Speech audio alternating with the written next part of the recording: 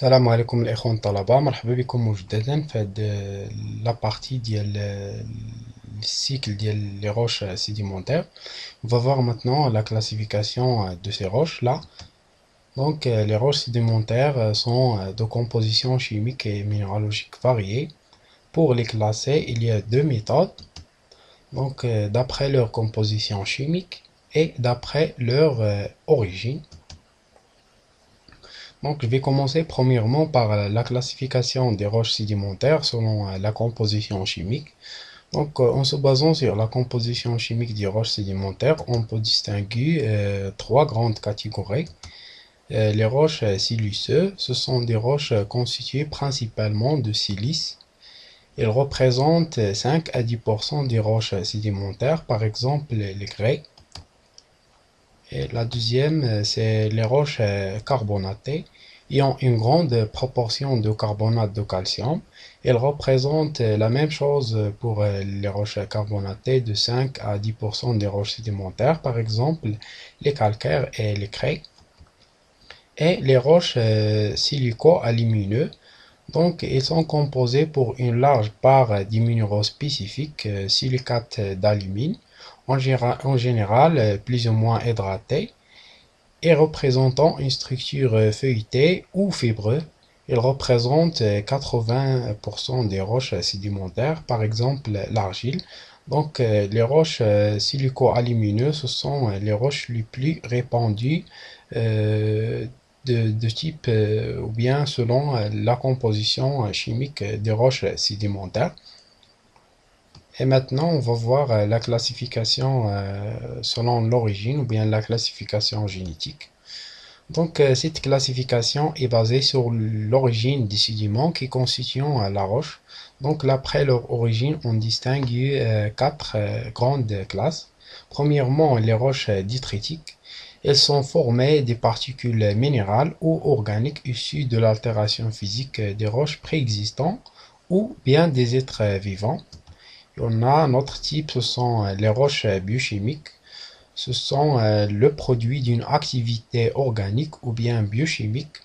Dans certains cas, l'action des organismes modifie l'environnement chimique et le sédiment est précipité directement à partir des eaux marins ou lacustres sursaturés.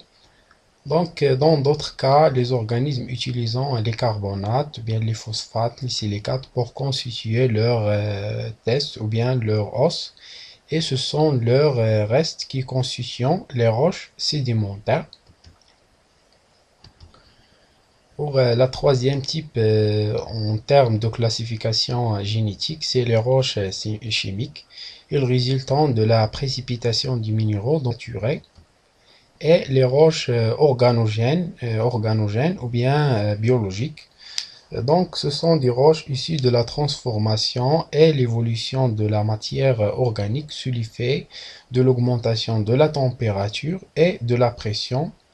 Donc, lors de l'enfouissement d'une série sédimentaire. Les plantes accumulant des matériaux carbonatés par photosynthèse et sont directement à l'origine du charbon.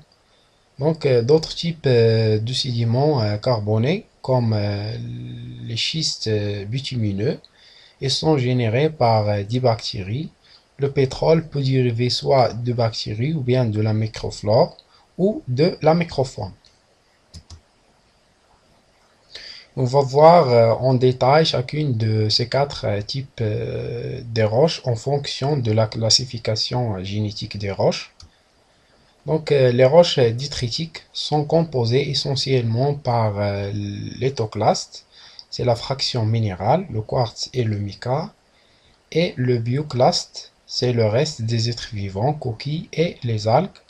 Donc, les roches détritiques existent sous deux formes, soit les roches meubles, donc les grains détritiques sont entièrement indépendants les unes des autres et formant un assemblage avec une porosité importante, et les roches consolidées par contre aux roches mobiles.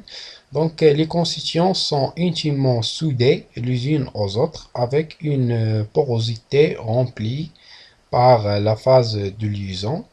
Donc, les constituants formant la phase allochimique, éléments figurés, ils sont liés ou bien cimentés par une phase orthochimique matrice ou bien le ciment.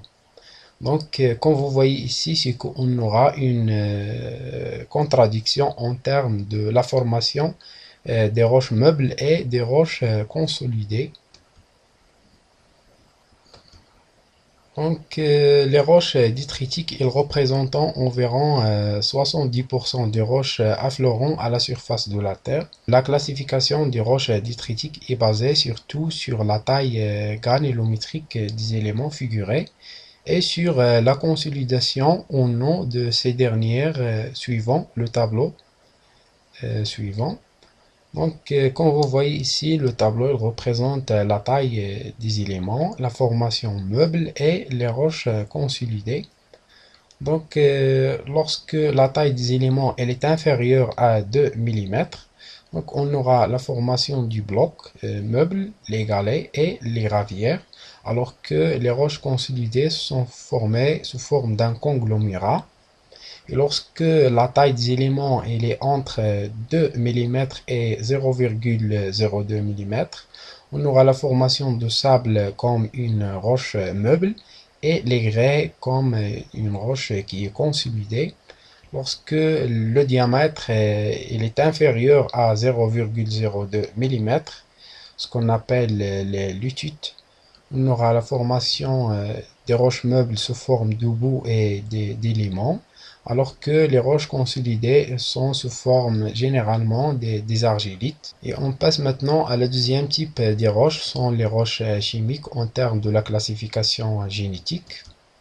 Donc, les roches chimiques sont formées uniquement par la précipitation des minéraux, par des processus chimiques et physiques, et indépendamment à l'action des êtres vivants. Donc, on n'aura ici aucune action biologique. Leur classification est basée sur le chimisme et la nature minéralogique des cristaux qui les constituent. Donc, les trois groupes des roches chimiques sont les roches carbonatées, les évaporites et les roches siliceuses. Donc, ce sont les trois types de roches chimiques, sont les roches carbonatées, les évaporites et les roches siliceuses. Donc, on va voir les principaux groupes des roches chimiques. On a les roches qui sont carbonatées et existent sous deux formes, soit de calcaire ou bien de dolomite. Les roches siliceuses sont soit chimiques ou bien biochimiques. Et les évaporites sont soit sous forme de sulfaté, comme le gypse, ou bien le saline comme le cas de l'aalite et les sylvinites. Et on passe maintenant à la troisième type des roches, ce sont des roches biochimiques. Donc ces roches, ils résultent de l'action directe ou indirecte des êtres vivants sur la précipitation des minéraux. Donc les principales roches biochimiques sont les craie. C'est un calcaire d'accumulation avec des éléments de coccolithiridés.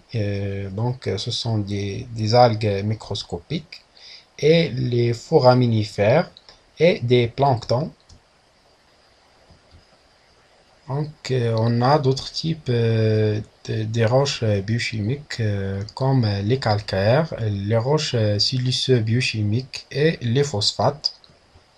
Et on passe maintenant à la quatrième classe des roches biologiques. Donc, ce sont des roches qui résultent de l'accumulation et de la transformation des restes de certains êtres vivants lors de l'enfouissement et sous la température et de pression élevée.